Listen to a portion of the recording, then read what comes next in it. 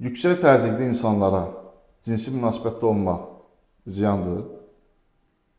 Yüksək təzyiq, yəni arterial təzyiq orqanizmin imtahanıdır. Hər tərəfli ona mənfi təsir göstərir. Yəni yüksək təzyiq insanı öldürmür, ölümcülüdür. Yataq xəstəsidir.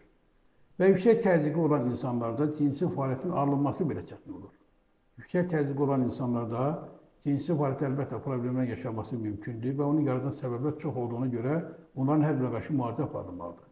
Və yüksək təzyiqi müalicə etməyən insanlar çox şeylərdə udurlar, çox şeydə yəni yanlışlara yol verirlər. Çünki burada damar sistemində problem yaşanır, periferik damarlarda spazmanın olması hesabına cinsi orqana qan miqdarının azalması gedir və insanlarda cinsi zəiflik yaranır.